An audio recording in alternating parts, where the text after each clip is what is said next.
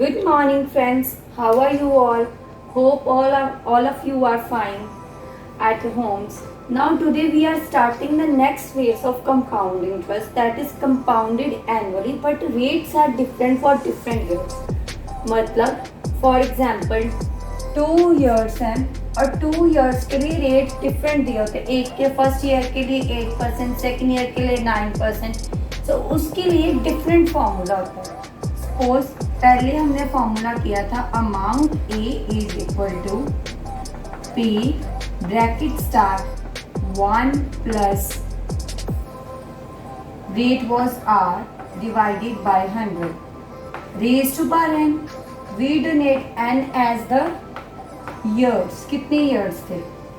But in this sum the rates are different for different years. So दोनों years के लिए rate different है, इसलिए हमें ईयर्स लगाने की ज़रूरत नहीं है, हम इसे काउंट नहीं करेंगे.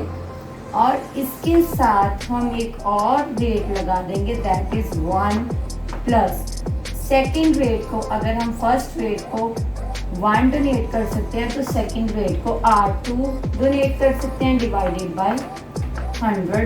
और कईयों जगह पे इससे Q भी डोनेट करें. So see this is the formula.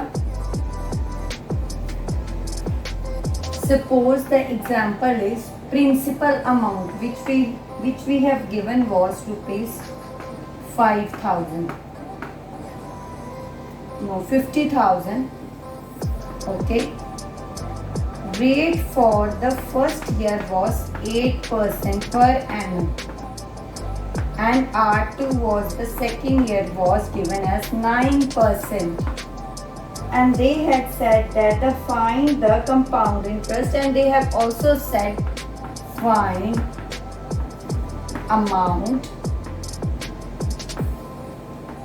and then find CI, that is compound interest. दोनों का हमें फाइंड करना है, पर रेट्स डिफरेंट है. We know that the formula, हम ऊपर वाला ही फॉर्मूला लगा देंगे. प्रिंसिपल क्या है? 50,000 sorry 50,000 bracket start 1 plus R1 is 8%. लगाने की ज़रूरत नहीं है बिकॉज नीचे 100 ऑलरेडी फॉर्मूला में दिया. मल्टीप्लाई 1 सेकेंड ईयर के लिए क्या रेट दिया हुआ है? That is 9. So 9 divided by 100. Okay, we will solve this. It will be 50,000. We will solve this by taking the LCM and this by taking the LCM also. And here it will come 27 by 25. Multiply by, इसे मैं और simple कर सकती हूँ. देखो यहाँ पे मैंने कटिंग कर दी, पर अगर मैं एलसीएम लूँगी, एलसीएम लेके मेरा क्या आएगा? 108 डिवाइडेड बाय 100. और यहाँ पे आएगा 109 ब्रैकेट खोल लिया डिवाइडेड बाय 100. ठीक है. Next step will be 50,000 multiply by 108 divided by 100, and here also 109 divided by 100. We will do the cuttings. 0 0 0 0 cut here, multiply, and the answer will be 5 8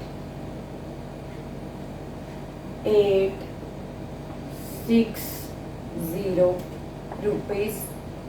This was the amount for 2 years. Amount at the end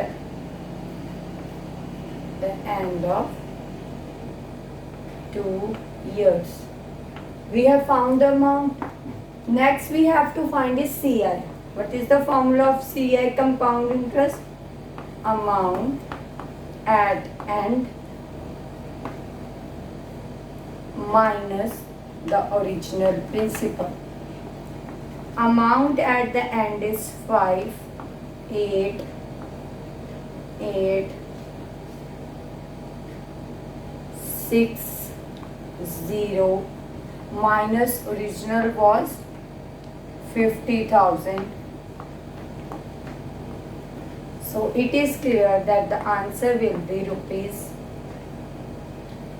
8, 8, 6, 0. So guys, see, these sums are very important. Please try it. Next is, which is also very important, that is compounded annually but the time is in fraction. जब time fraction में दिया होता है और rate of interest वैसे ही दिया होता है, उसमें फॉर्मूला क्या हो जाता है? A is equal to P.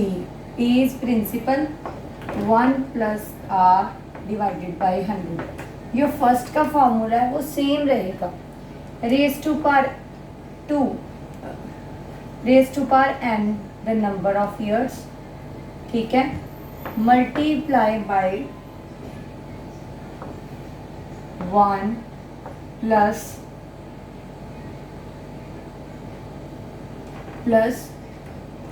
Are divided by 100. पर यहाँ भी एक चीज लिखनी और है. देखो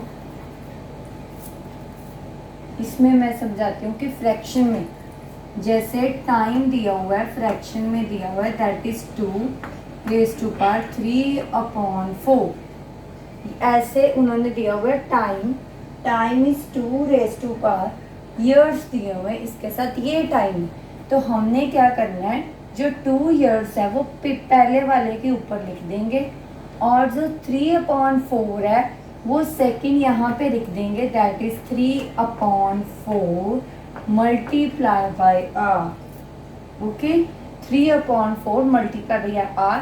बेशक ये थोड़ा सा टेक्निकल सम है पर ये है. Now we can solve it.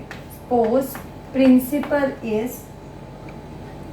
Rupees 31250. Rate of interest is, I have said that rate of interest is 8% per annum, and the time is given in fractions. Time हम किससे डोनेट करते थे? n के साथ. That time is given in fractions, that is 3/4 years.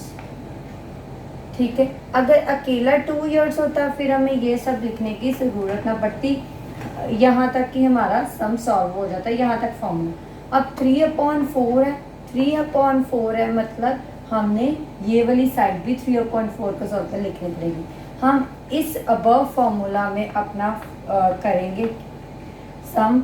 So that is principal is 31250 bracket start 1 plus rate is, what is the rate? Rate is 8%. Raise to power n लिखते थे हम पहले.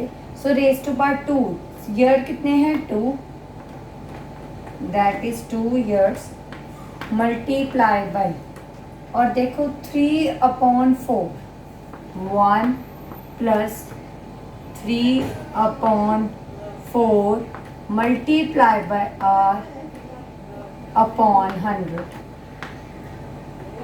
r यहाँ पे क्या दिया हुआ है? 8.